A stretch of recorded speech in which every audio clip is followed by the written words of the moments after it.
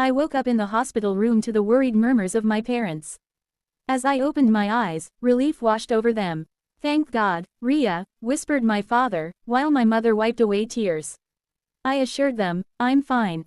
It was just a minor accident. I fell off a tree yesterday."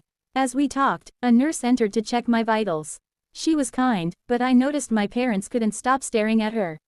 The nurse, visibly uncomfortable, asked, "Is something wrong with my face?" My parents didn't respond, almost as if they were in a trance. Embarrassed by their behavior, I apologized to the nurse. Once she left, I turned to my parents. "What's wrong with you both today?" To my shock, my father muttered, "I think we just met your kidnapped sister." I was stunned. "What are you talking about?" Without answering, my parents hurried out of the room to follow the nurse. I wanted to chase after them, but the pain in my leg kept me from moving. A nurse brought me a wheelchair, and I rolled into the hallway, where I saw my parents speaking emotionally to the nurse. I overheard my father mentioning a DNA test. Confused and frustrated, I returned to my room, waiting for answers. Hours later, my parents returned. "Ria," my father began, "you had an elder sister, Kavya, who was kidnapped 10 years ago. You were 10 at the time. Why don't I remember her?" I asked, bewildered. My mother explained, "You developed post-traumatic stress after the incident. Your brain blocked out all memories of her to protect you from the pain. We also removed all her pictures and avoided mentioning her to help you heal." 2 years after her disappearance, my parents had given up hope of finding her. Now, however, the DNA test confirmed the nurse, named Ashita, was indeed Kavya. Ashita, who had no memory of being kidnapped, had grown up in foster care and was later adopted by a loving couple who tragically passed away in a car accident. Despite the hardships, she had built a successful life for herself as a nurse. Meeting her biological parents and sister was like fulfilling her deepest dream. Ashita and I bonded quickly. We shared similar tastes in music, food, and even fashion. It felt surreal to have a sister I never knew existed. When I was discharged from the hospital, I wanted to introduce her to my world.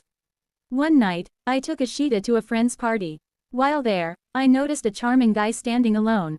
His name was Arjun. Intrigued, I struck up a conversation. We clicked instantly. He was smart, funny, and easy to talk to. Time flew as we chatted, and I didn't notice Ashita approaching us. "Hey, Ashita, meet Arjun," I said cheerfully. To my surprise, Ashita smiled and hugged him. No introduction needed. We know each other. It turned out they had dated in the past. My heart sank. I really liked Arjun, but knowing their history complicated things. On the ride home, I hesitantly asked Ashita, "Would it bother you if I dated Arjun?" She paused but eventually replied, "No, he's all yours." Relieved, I thanked her and soon started seeing Arjun. At first, everything was wonderful. Arjun and I were happy together, but Ashita's behavior changed. She avoided us and left the room whenever we showed affection. One day, during a family dinner, Arjun brought me a bouquet of roses. I was thrilled, but Ashita slammed the door and left abruptly. Her distance worried my parents. "What's wrong between you and Ashita?" my father asked. Frustrated, I decided to confront her. That night, I visited Ashita after her shift. "What's going on?" I asked. "Why are you avoiding us?" Her response was explosive. "You don't get it, do you?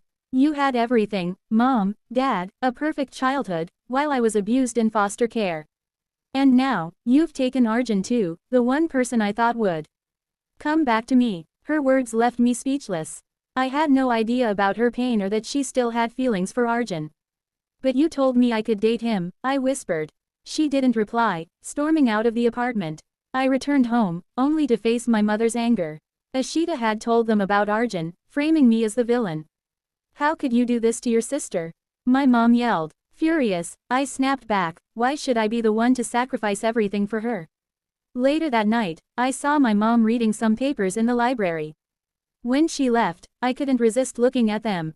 What I found shattered my world. Adoption papers. I wasn't their biological daughter. I felt betrayed. Had they adopted me to replace Kavya? Unable to process the truth, I packed my bags and left, cutting all contact with my family. 2 years passed. I lived with a friend in another city, trying to piece my life together.